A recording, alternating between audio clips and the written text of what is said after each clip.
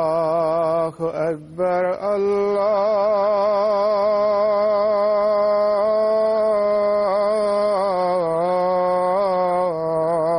الله أكبر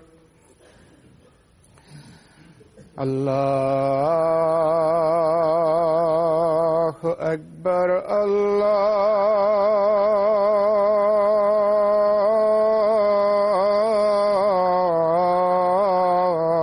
الله أكبر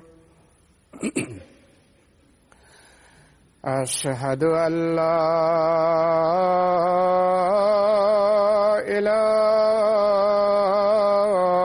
إله إلا الله أشهد أن لا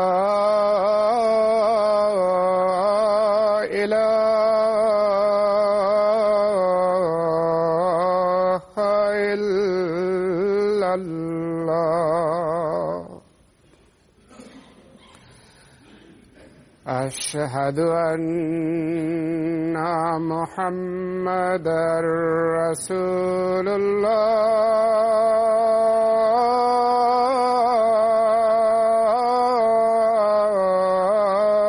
الله أشهد أن محمدًا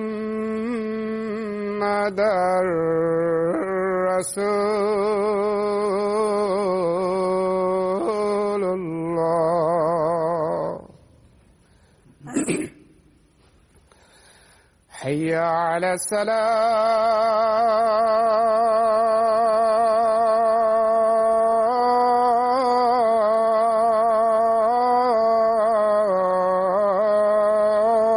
الصلاة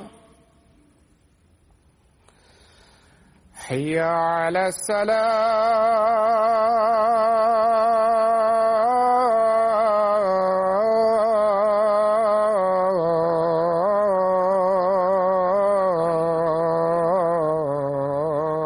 الصلاة حي على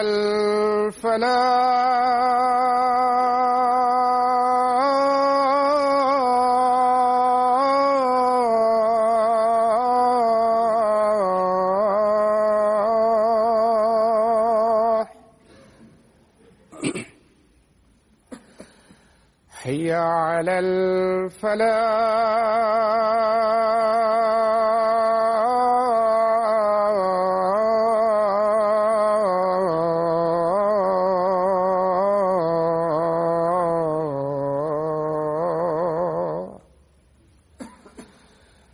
الله أكبر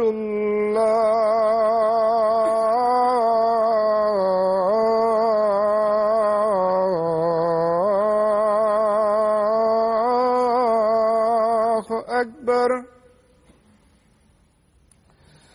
لا إله إلا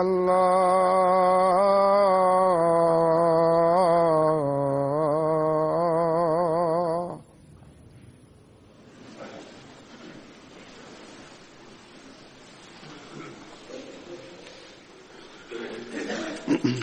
السلام عليكم ورحمة الله.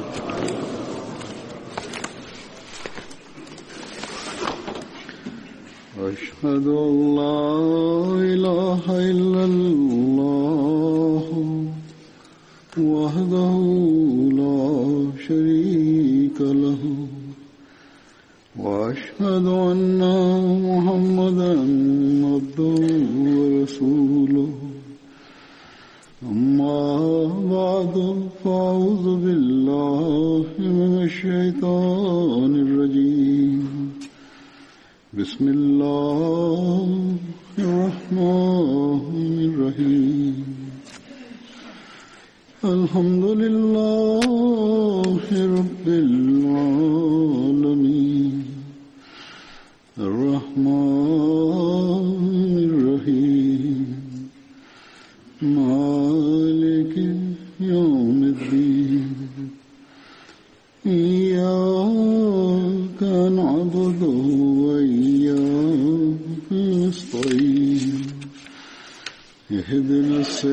الصراط المستقيم صراط الذين أنعمت عليهم غير المغضوب عليهم ولا الضالين.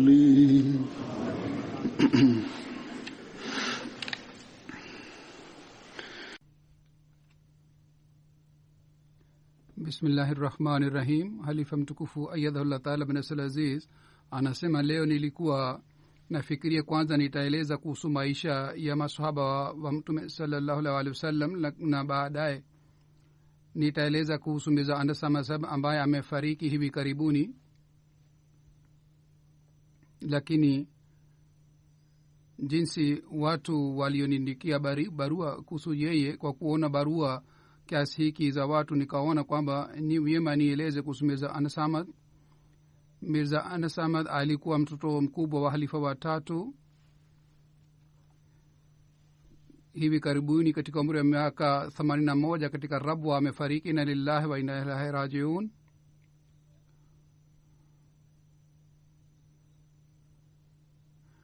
Alikuwa kitukuu wa Sayyidina Ahmad alayhi salatu wassalam, na alikuwa mpwa wa Nawab Muhammad Ali Khan Saheb na Nawab Mubaraka Begum Sahiba.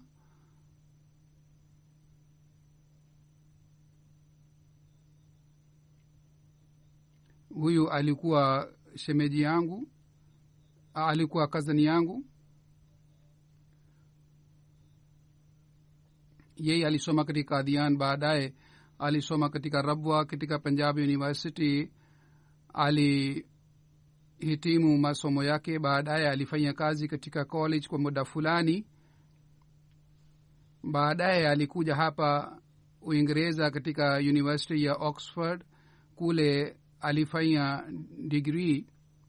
1955 alitoa wakfu maisha yake, na 1962 alianza kuitumikia jumuiya, na kwa bidii sana alifanya kazi katika idara mbalimbali za jumuiya. Kwa shauku sana na kwa bidii sana alikuwa akifanya kazi. Alikuwa na elimu ya hadithi, filosofia, na katika Kiingereza pia alikuwa anajua elimu ya hali ya juu.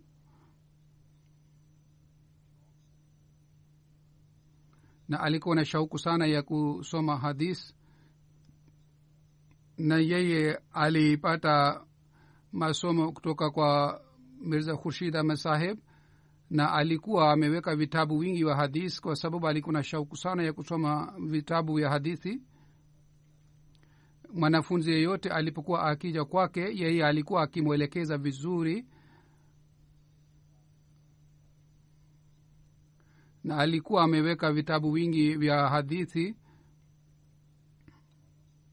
kutoka katika maktaba mbalimbali. Alikusanya vitabu hivi.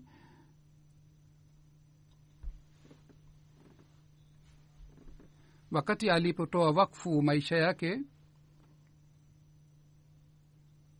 1955, wakati alipotoa wakfu maisha yake, wakati ule Hadrat Muslim Maud radhiyallahu ta'ala anhu alieleza kuhusu yeye, na alisema, mimi niliwakumbusha wanajumuiya wafanye wakfu, na mimi nimepata barua 3. Ya kwanza ni mjukuu wangu Mirza Anas Ahmad ambaye ni mtoto wa Mirza Nasir Ahmad. Mwenyezi Mungu amjalie aweze kutimiza nia yake. Anas Ahmad ameandika kwamba nilikuwa nafikiria kwamba nitasoma uwakili, baadaye nitatoa wakfu maisha yangu, lakini sasa mimi nimetoa wakfu maisha yangu, nipo tayari kujitolea na kufanya kazi katika jamaat. Kwa fadhila za Mwenyezi Mungu, miaka 56 katika ofisi mbalimbali, idara mbalimbali za jumuiya alitumikia jamaat. Mara ya kwanza alipata nafasi ya kufanya kazi katika Taalimu Islam College Rabwa. 1575 aliwahi kuwa naib Nazir Islah Shad, kisha addition Nazir Islah Shad. Aliwahi kuwa private secretary wa halifa wa 3, na vile vile aliwahi kuwa private secretary wa halifa wa 4 rahimahullah taala. Aliwahi kuwa administrator wa Jamia Ahmadiyya. aliwahi kuwa nazir taalim pia kwa miaka kadhaa, naib nazir diwan pia aliwahi kuwa katika tahriki jadid. Alikuwa anaitumikia jamaat kwa kuwa wakilu tasnif.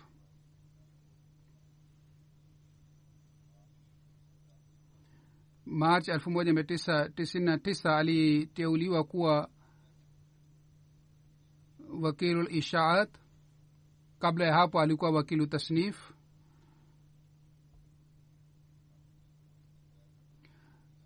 sawa na umri wake 97 alistaafu, lakini mpaka mwisho wa uhai wake aliendelea kuitumikia jamaat. katika khudamul ahmadia na ansarullah markazia pia aliitumikia jamaat. barahini ahmadia na mahmud ki amini vitabu viwili vya sayyidina alayhi salatu wassalam ambavyo alifasiri, na alikuwa anarudia tafsiri ya vitabu mbalimbali vya sayyidina alayhi salatu wassalam kama surma chashme aria.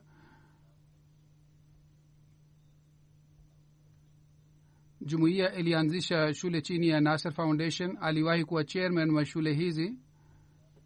aliwahi kuwa member wa majlis iftah. alikuwa member wa Nur Foundation board. Nur Foundation ilianzishwa ili vitabu vya hadithi vichapwe chini ya uongozi wa Jamaat Ahmadiyya na tafsiri yake pia ifanywe. alikuwa anafanya tafsiri ya Musnad Ahmad bin Hanbal katika lugha ya Kiurdu.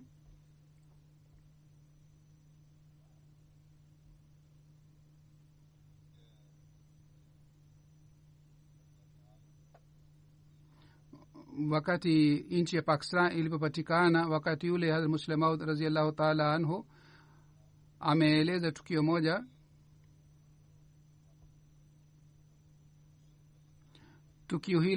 tukio hili ni kuhusu kujitolea kwa Hazrat Muslim Maud, lakini ndani yake kuna habari Hazrat Mirza Anas. Hazrat Muslim Maud radhiyallahu ta'ala anhu anasema, sisi tulipokuja kutoka Qadian niliwaambia watu wa familia kwamba nyinyi mtapata chakula kutoka langarkhana kama watu wengine wanapata, hamtapata zaidi. wakati ule ni mimi niliwapatia mwongozo kwamba kila moja atapata chapati moja, na mimi niliwaambia watu wa familia kwamba nyinyi pia mtapata chapati moja tu kama watu wengine wanapata. Anasema siku moja mjukuu moja wangu Anas Ahmad akaja kwangu na anasema kwamba mimi sishibi kwa sababu ya chapati moja. mimi nikamwambia, mimi nitakupatia chapati moja tu, ikiwa wewe hushibi kwa chapati moja basi munipatie chapati nusu, na nusu ile ambayo nitabakisha mpatieni huyu mjukuu wangu. kwa hiyo akasema mimi nitakula nusu chapati na huyu mjukuu wangu atakula chapati moja na nusu ili ashibe. Anasema wakati wageni watakapoanza kupata chapati zaidi ya moja, basi watu wa familia pia watapata chapati zaidi ya moja, lakini maadamu shati hii nimeweka kwa ajili ya wote, kwa hivyo mumpatie huyu nusu ya chapati yangu. Anasema baadaye Mungu alileta fadhila zake, mazao yalipatikana mazuri katika mkoa wa Sindh na hali ya kifedha iliboreka. kwa hiyo marufuku haya yaliondolewa baadaye. Mirza Wahid Ahmad Saheb ambaye ni mtoto mke wake anasema, nilikuwa naenda kule Bukhara na Samarkand safarini. Mirza Anas Ahmad Saheb akasema kabla ya kuondoka kwamba unaenda safarini lazima uende katika kaburi la Imam Bukhari na umwombee sana na umsalimie kutoka kwangu. na yeye alisema hayo kwa sababu alikuwa akimpenda Mtume Muhammad sallallahu alaihi wasallam, kwa sababu Imam Bukhari miaka mingi sana, mamia na mamia iliyopita, alikusanya hadithi za Mtume sallallahu alaihi wasallam. kwa hiyo yeye anastahili kwamba aombewe na sisi tumuombe na tumpelekee salamu. Dr. Nuri Saheb anaandika, mimi jinsi nilifanya kazi pamoja naye kwa muda mrefu, nilipata nafasi ya kufanya kazi pamoja naye. wakati wote alipopewa kazi yoyote alikuwa akifanya kazi ile kwa shauku sana, kwa bidii sana. alikuwa akifanya shughuli zake zote, majukumu yake yote. ingawa alikuwa mgonjwa, alikuwa dhaifu, lakini kule hospitalini nimemwona kwamba katika laptop alikuwa akifanya tafsiri ya vitabu vya Sayyidina alayhi salatu wassalam. masaa na masaa alikuwa akifanya tafsiri ya vitabu vya Sayyidina Alayhi Salam. Watu walikuwa wakimsaidia kwa ajili ya kutafuta reference mbalimbali. Yeye alikuwa akisema kwamba jukumu nililolipewa kutoka kwa halifa, mimi nimalize jukumu hili kwa msaada wa Mwenyezi Mungu. Nuri Sahib anasema alikuwa na kumbukumbu nzuri sana. Alikuwa mpenzi wa Mtume Muhammad sallallahu alaihi wasallam na Sayyidina alayhi salatu wasalam. Alikuwa akieleza matukio ya maisha ya Sayyidina alayhi salatu wasalam kwa shauku sana, kiasi kwamba watu wote walikuwa wakivutika wakati alipokuwa akieleza, na wakati wa kueleza matukio haya macho yalikuwa yakitoa machozi. Alikuwa na subira sana. Nuri Sahib anasema kwamba katika kila shida na matatizo alionyesha subira sana.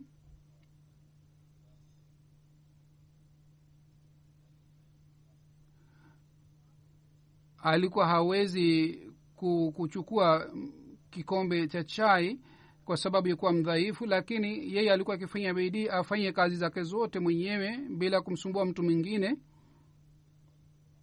Yeye alikuwa radhi pamoja na ridhaa ya Mwenyezi Mungu.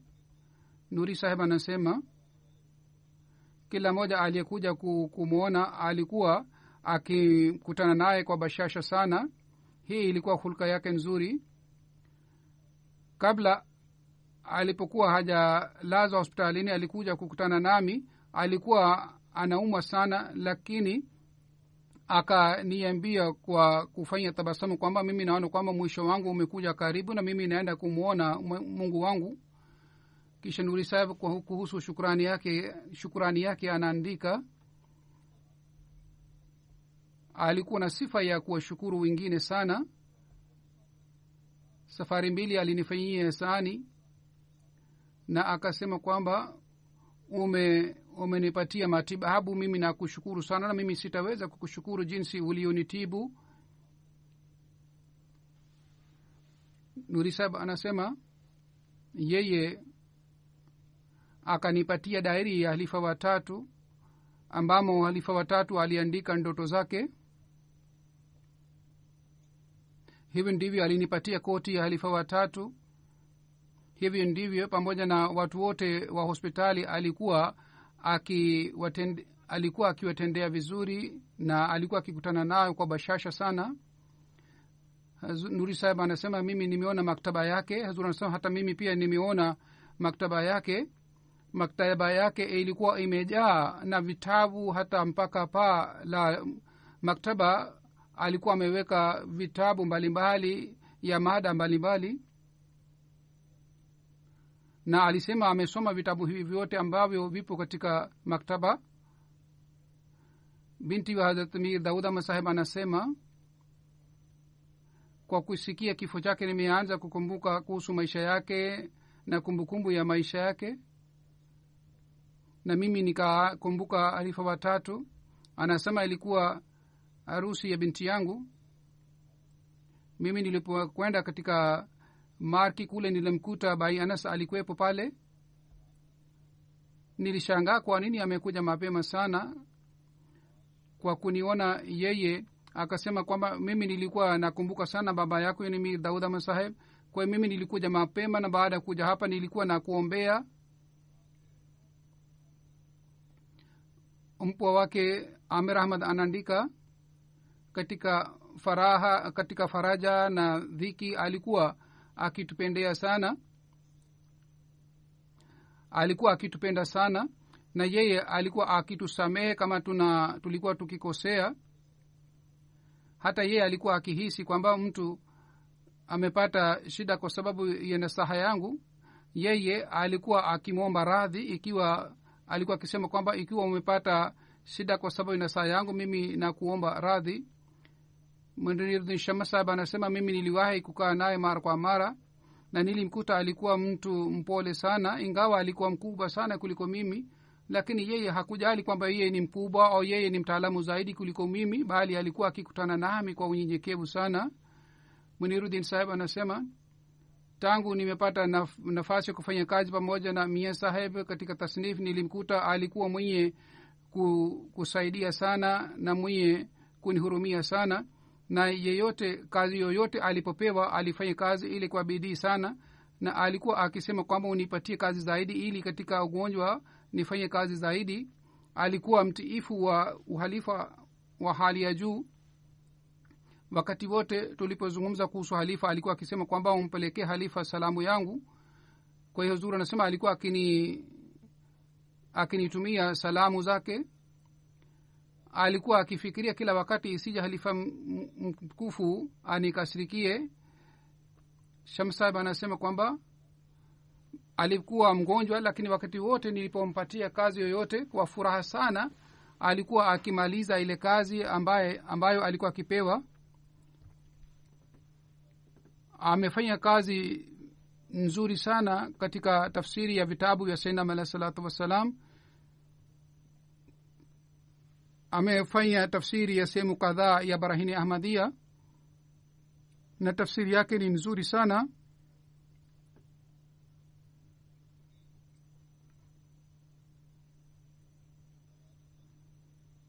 Wakati wote alipokuwa akipewa maagizo kutoka kwangu na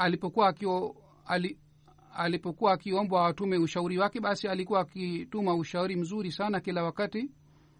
Yeye mwenyewe alikuwa mtaalamu na alikuwa alim wa hali ya juu. Jumuiya imekosa mtaalamu mkubwa sana. Mwenyezi Mungu atupatie wataalamu wengine zaidi. Huzur anasema kwamba wabashiri wengi wameandika sifa yake moja, na Shamasa pia ameandika kwamba alikuwa akiheshimu sana wabashiri wote na alikuwa akiwaelekeza na alikuwa akiwasaidia katika elimu. Nazir Islah Shahid Mukami anasema kwamba Mia Sahib alikuwa na sifa chungu mzima. Alikuwa akipenda Qur'an tukufu na Mtume Muhammad sallallahu alaihi wasallam. Alikuwa mnyenyekevu sana, alikuwa akiishi maisha ya kawaida. Hizi zilikuwa sifa zake. Alikuwa akitimiza haki za Mungu na vile vile haki za wanadamu. Alikuwa akiwasaidia wanyonge na mayatima. Alikuwa akiwasaidia watu wanyonge hata kama anachukua mkopo mwenyewe. Hafidh Saheb anasema alikuwa mtaalamu wa hali ya juu. Alikuwa akipenda sana hadithi ya Mtume sallallahu alaihi wasallam, na kwa ajili kupata elimu hii alifanya juhudi sana. Hafidh Saheb anasema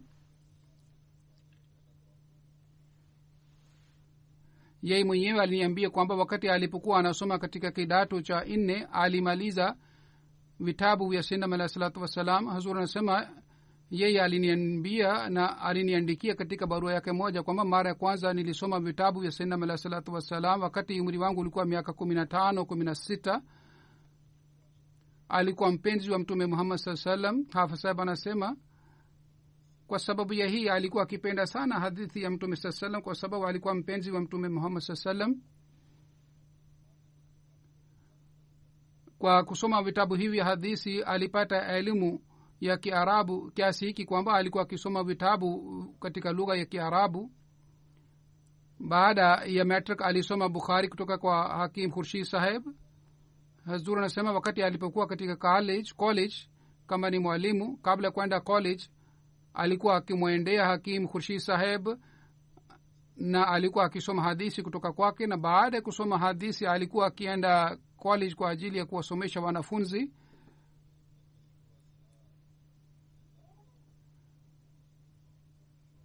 Yeye alisoma vitabu vyote saa 6 mwenyewe na aliendelea kusoma vitabu hivi mpaka mwisho wa uhai wake. Na katika maktaba yake alikusanya vitabu vingi vya hadithi. Katika maktaba yake kuna vitabu wenye thamani kubwa sana. Alikuwa akipenda hadithi kiasi hiki kwamba ilmu rijal na ilmu hadith pia aliwahi kusoma, na vile vile alikuwa na vitabu kuhusu mada hii. Alikuwa akisoma vitabu kwa makini sana na alikuwa akizungumza katika hafla mbalimbali kuhusu vitabu hivi. Kuhusu tafsiri ya saa 6 Hazur anasema mimi nilipounda bodi kwa ajili ya kufanya tafsiri ya vitabu vyote saa sita ya hadithi kwamba tafsiri ifanywe katika lugha ya Kiurdu na tafsiri yake pia iandikwe. Kuhusu hii Hafidh saheb anasema Mia saheb pia aliteuliwa kuwa memba wa kamati hii. Mia saheb ingawa alikuwa na shughuli chungu mzima kule ofisini, yeye mwenyewe alifanya tafsiri ya Musnad Ahmad bin Hanbal. Ingawa alikuwa mgonjwa na alikuwa na shughuli chungu mzima, aliendelea kufanya tafsiri ya Musnad Ahmad bin Hanbal. Alimaliza sehemu moja ya tafsiri ya Musnad Ahmad bin Hanbal. Huduma yake hii itakumbukwa daima dawamu. Kisha Hafidh saheb anasema mapenzi yake ya hadithi yalionekana wakati alipokuwa akitoa darsa wakati wa Ramadhan. Kwa mpango maalum alikuwa akitoa dars, na dars hizi ilikuwa kuhusu maisha ya Mtume Muhammad sallallahu alaihi wa alihi wasallam, na alikuwa akifanya bidii sana kwa ajili ya kueleza tafsiri na dars hii, na sauti yake ilikuwa nzuri sana, na kwa njia nzuri alikuwa akitoa darsa katika mwezi wa Ramadhan. Alikuwa akitoa darsa katika njia au kwa njia nzuri kiasi hiki kwamba mtu alikuwa akifikiria yupo katika zama za Mtume Muhammad sallallahu alaihi wasallam. Katika jalsa salana alikuwa akitoa hutuba. Shamim Parvez saheb naib wakili wakfe nao anaandika alikuwa akipenda uhalifa, na mimi nakumbuka tukio lake la kupenda uhalifa. Anasema wakati halifa wanne alipochaguliwa kuwa halifa, wakati ule mimi nilikuwa kaezi la jang, na mimi nilikuwa nafanya ulinzi katika Masjid Mubarak. Mara halifa wanne rahimahullah taala ilipotangazwa kwamba yeye amechaguliwa kuwa halifa, Shamim saheb anasema Mirza Anas Ahmed saheb nilimwona yeye, ingawa wakati ule kulikuwa joto sana. Yeye alisujudu katika msikiti na ilikuwa joto sana huko. Alisujudu nje ya msikiti ingawa kulikuwa joto sana. Alikuwa wakife zindagi mkweli, na yeye aliendelea kufanya kazi na majukumu yake mpaka mwisho wa uhai wake. Alikuwa akifanya tafsiri kwa shauku sana na kwa makini sana, na baadhi wakati alikuwa akitumia siku kadhaa kwa ajili ya kutafuta reference mbalimbali, na alikuwa mtiifu hali ya juu. Bana Khalid saheb Russian Desk wa London anaandika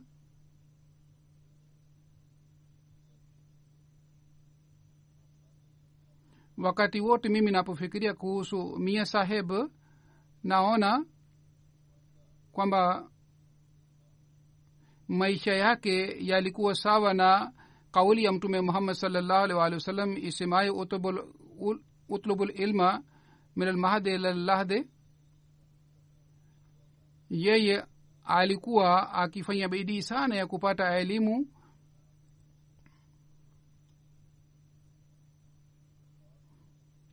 Alikuwa akipenda sana hadithi za Mtume sallallahu alaihi wasallam. Hivi ndivyo alisoma elimu ya ilmu lisan. Alikuwa akipenda kujifunza lugha mbalimbali. Karamu ya wageni pia ilikuwa sifa yake. 2005 wakati Hamad Wali saheb Asad Jamaat Russia, vile vile ni mwalimu wa jumuiya wa Moscow, kwa ajili ya tafsiri ya Qur'an tukufu alikuja Rabwa. Khalid saheb anasema mimi nilipata nafasi kufanya kazi ya tafsiri pamoja naye. Wakati ule Mirza Anas saheb alikuwa akiishi katika guest house ya Tahrika Jadid. Siku moja wakati wa chakula tulikuwa tunakosa kitu fulani, yani Rustam saheb alikosa chakula fulani. Miana saheb akapata taarifa kwamba bana Rustam saheb amekosa chakula fulani. Yeye akaniita na akasema Rustam saheb ni mgeni wetu, kwa hiyo ni jukumu letu tumwangalie vizuri. Kwa hiyo akatoa fedha kutoka katika mfuko wake na akasema nunua vifaa hivi kutoka sokoni na umpatie, na siku zijazo ikiwa kitu chochote kinahitajika basi uniambie. Akasema mimi nikamwambie kwamba sisi tayari tumeshapata kile chakula kilichokosekana. Lakini baadaye pia aliendelea kuuliza kwamba yeye asipate asikose chakula anachokipenda. Mumbali wa Burma anasema kwamba tukio moja liliniachia athari kubwa sana. Munir Ahmad, mwanafunzi kutoka Sri Lanka, alienda Jamia Ahmadiyya kule Pakistan na siku hizi anafanya kazi kama ni bashiri. Wakati alipokuwa anasoma Jamia Ahmadiyya, yeye akawa mgonjwa sana.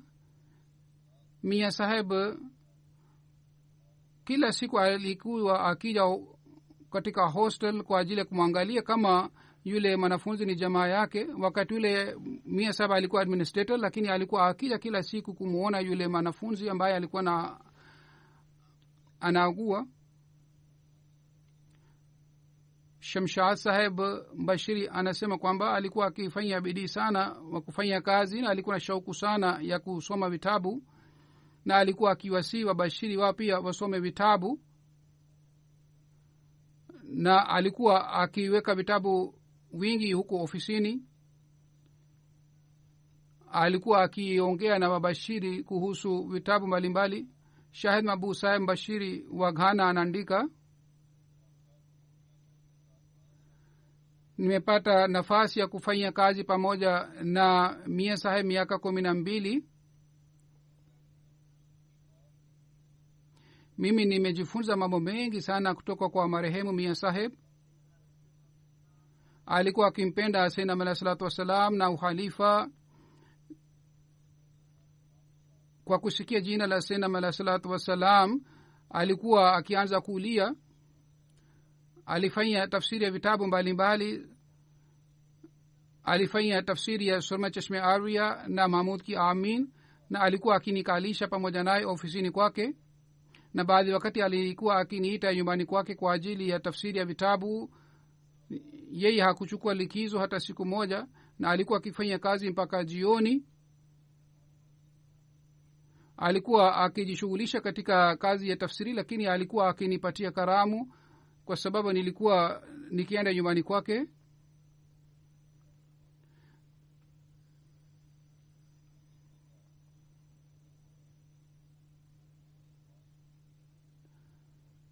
Alikuwa akiswali swala huko ofisini, na swala yake ilikuwa ya aina yake. Alikuwa akiswali kwa shauku sana na kwa unyenyekevu sana, na alikuwa akiwatendea vizuri wafanyakazi wote wa ofisi. Siku moja mimi nilikuwa mgonjwa, nikaja ofisini. Yeye akanilazimisha niende nyumbani na akanipatia likizo ya siku 6, ingawa yeye mwenyewe alikuwa mgonjwa, lakini kila siku alikuwa akija ofisini. Hata huko nyumbani pia alikuwa akifanya kazi. Ayaz Mahmud Khan Saheb Mbashiri wakala tasnif UK anasema, kuhusu kazi yangu mimi nimejifunza mambo mengi sana kutoka kwake. Yeye alikuwa akifanya tafsiri ya vitabu ya Sayyidina Ahmad Islam kwa shauku sana, na yeye alikuwa akiniambia kuhusu tafsiri ya vitabu. Alikuwa akisema wakati wa kufanya tafsiri haitoshi kwamba sisi tufanye tafsiri neno kwa neno, bali inatakiwa iangaliwe kwamba neno lile ni sawa na heshima ya Sayyidina alayhi salatu wasalam.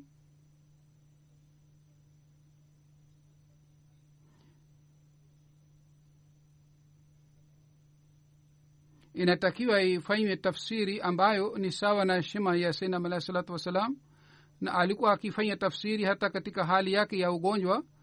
Wakati alipokuwa mgonjwa akaniambia mara chungu mzima kwamba kwa sababu yukuwa mgonjwa sifanyi kazi sana, mimi nakaa kwa muda mfupi kisha nachoka sana, lakini hata katika hali hii pia masaa 6 na 7 nakaa nafanya kazi bila kuchoka.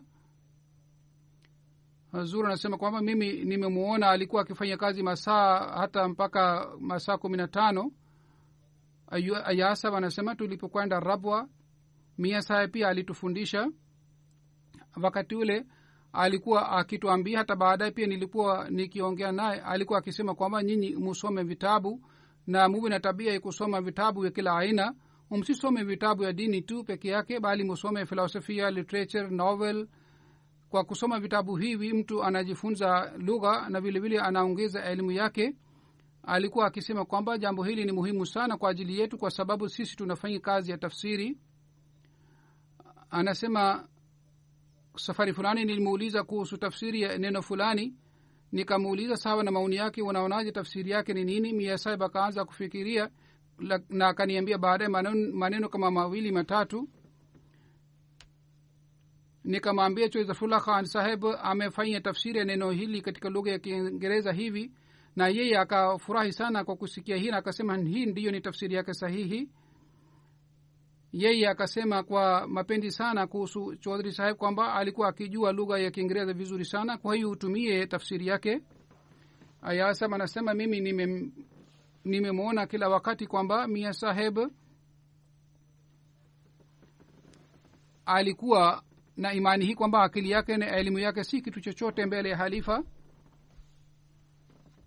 Wakati nilipokuwa nikimwambia kwamba halifa mtukufu amesema hivi kuhusu tafsiri hii, alikuwa akisema ni sawa, aliyosema huzuri ni sawa, mimi nilikuwa nimekosea.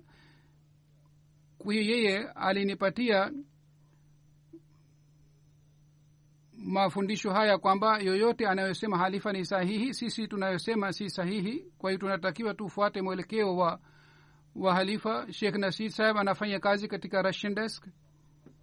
Anasema mimi nilifanya kazi pamoja na Mia Sahib miaka 16 katika wakalat Ishaat. Mimi nimejifunza mambo mengi kutoka kwake na nilimkuta alikuwa rafiki mzuri. Mimi nilikuwa mfanyakazi wake, lakini hakunionyesha kwamba mimi ni mfanyakazi wake. Nilipokuwa nikijihisi kwamba wazazi wangu hawapo, alikuwa akiniambia kwamba wewe ujione kwamba mimi ni mzazi wako. Alikuwa akiwatendea vizuri wafanyakazi wote.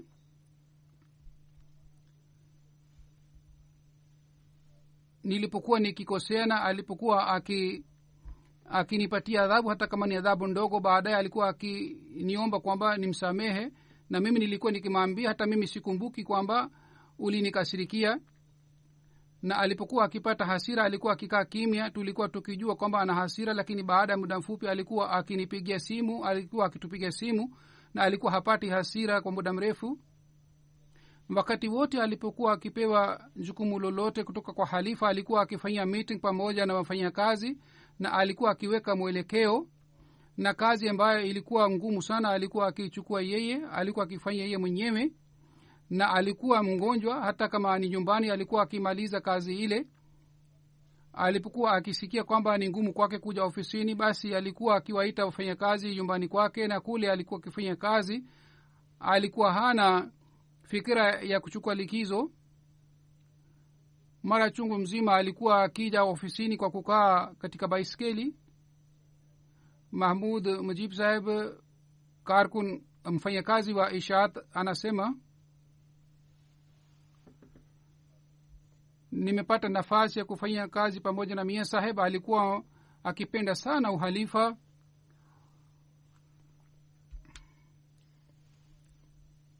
Wakati wote yeye alipokuwa akiniandikia barua, basi alikuwa akipata hali ya aina fulani. Wakati alipokuwa akiniandikia barua, ikiwa mimi Hazur anasema mimi nilipokuwa nikimpatia kazi yoyote, jukumu lolote, alikuwa akiwa na hamu sana amalize kazi ile. Lakini kama alikuwa hasikii vizuri, basi alikuwa akipata fikira kwamba Hazur amenipatia kazi lakini siwezi kumaliza haraka. Mahmud Mujib sawa anasema kwamba nilikuwa na maradhi kiasi fulani na nilifanyiwa upasuaji. Baba yangu anasema kwamba madamu ulikuwa hospitalini katika operation theater, Mia sahib alikuwa nje ya operation theater, na alikuwa akikuombea madamu ulipokuwa uko ndani kwenye operation theater. Bana Bhatti sahib ambaye ni mfanyakazi kule Ishaat anasema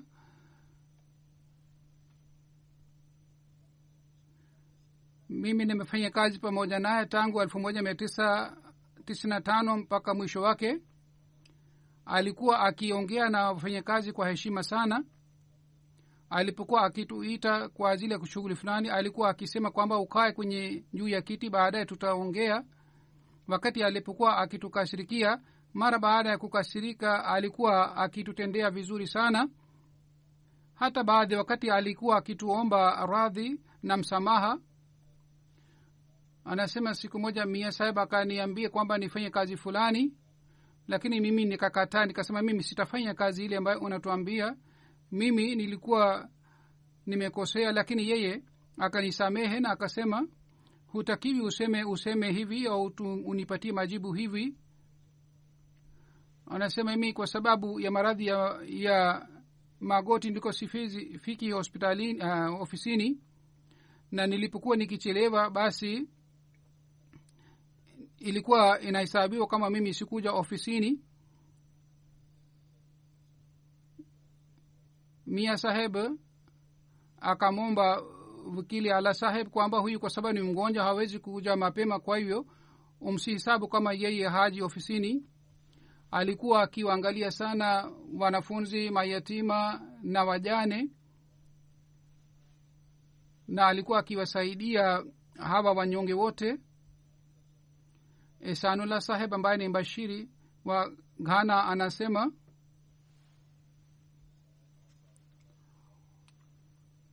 nimefanya kazi pamoja na marehemu miaka 9. Alikuwa mtu wa kupenda halifa sana. Alikuwa akitia mapenzi ya halifa katika mioyo ya wengine. Siku moja akaniita na akasema nikae karibu naye, na akasema mimi namwandikia barua halifa mtukufu, nataka nitume fax sasa hivi.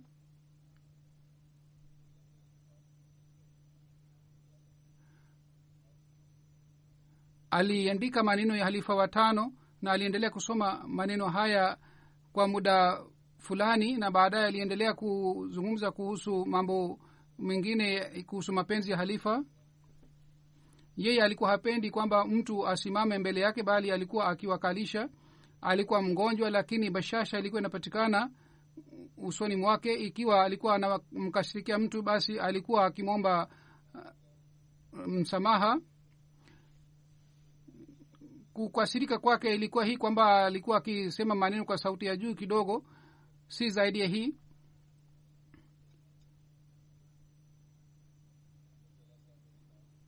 Muhammad Talha saheb ni mwalimu kule Jamia Ahmadiyya. Anasema kwa mwaka moja mimi na Fahad saheb tumesoma hadithi kutoka kwa marehemu. Mia saheb alikuwa na shughuli chungu mzima na alikuwa mgonjwa, lakini alikuwa akifanya bidii sana. Sisi tusikosi hata siku moja ambamo tusisome hadithi kutoka kwake. Siku moja alikuwa mgonjwa sana, hakuweza kuja ofisini, kwa hiyo yeye akatuita nyumbani kwake ili yeye atufundishe. Asif Awais ambaye ni mshiri wakalat Ishaat anasema miezi kadhaa iliyopita mimi niliteuliwa katika ofisi ya Ishaat. Muda wote ni kumbukumbu. Mia saheb alinijali sana.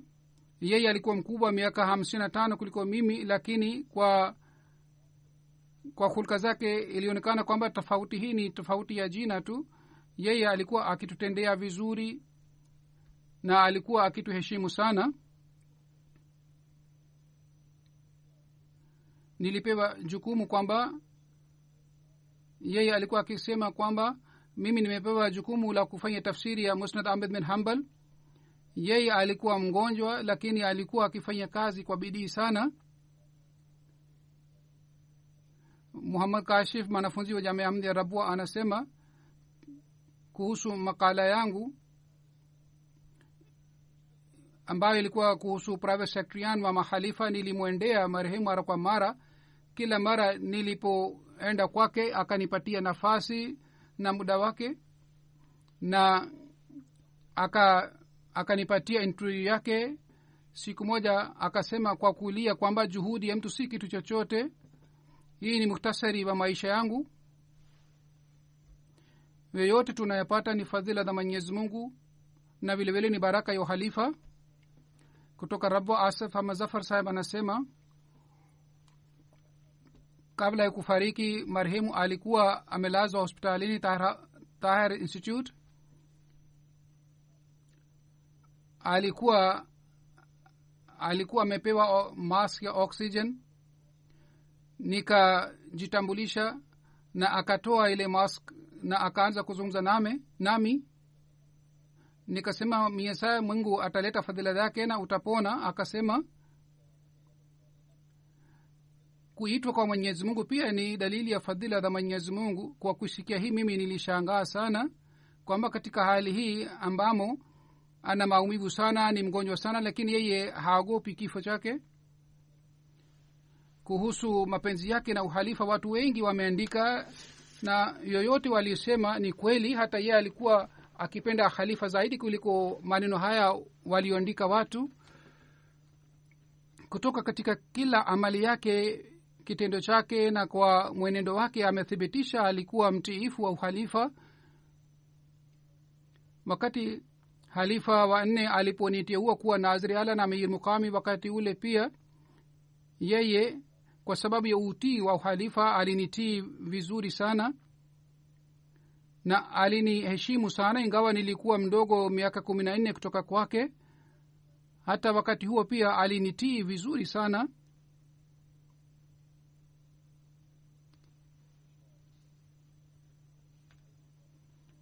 Alikuwa mtu mtiifu na alikuwa mfano kwa ajili ya wote.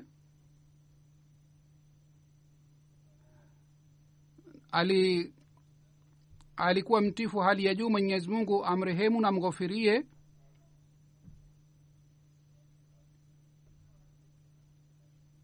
Mwenyezi Mungu atimize matamanio yake, na Mungu ampatie nafasi pamoja na wapendwa wake, na Mungu wawajalie watoto wake wao pia waweze kujenga mahusiano mazuri na uhalifa.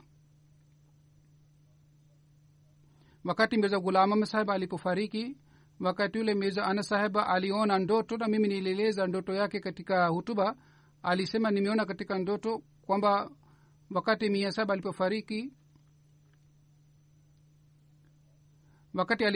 wakati ule nilikuwa naona ndoto kwamba Bhai Khurshid na Mia Ahmad wote wameenda kwa Mwenyezi Mungu na wanakutana na Mtume Muhammad sallallahu alaihi wasallam na Sayyidina alayhi salatu wasallam. Wakati ule nikapata hamu kwamba lo, Mwenyezi Mungu ajalie mimi pia nikutane na Mtume Muhammad sallallahu alaihi wasallam na Sayyidina alayhi salatu wasallam, na nikamwomba Mola, Mola wewe pia uniite. Mungu akasema wewe pia uje hapo mbele. Hivi Mwenyezi Mungu alinipatia nafasi karibu naye. Kwa hiyo Mwenyezi Mungu alinipatia bishara ya ghufira yake. Mwenyezi Mungu aendelee kupandisha madaraja yake na vizazi vyao pia viwe wenye kufuata ucha Mungu. Amin.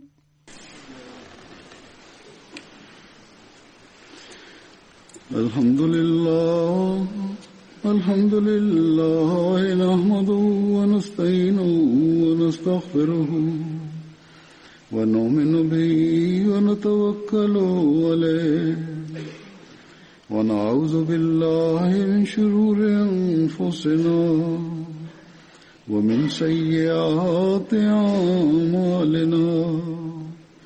Man yahdihillahu fala mudilla lahu wa man yudlil fala hadiya lahu. ونشهد أن لا إله إلا الله ونشهد أن محمدا عبده ورسوله. عباد الله رحمكم الله، إن الله يأمر بالعدل والإحسان وإيتاء ذي القربى وينهى عن الفحشاء والمنكر والبغي يعظكم لعلكم تذكرون. اذكروا الله يذكركم وادعوه يستجب لكم ولذكر الله أكبر.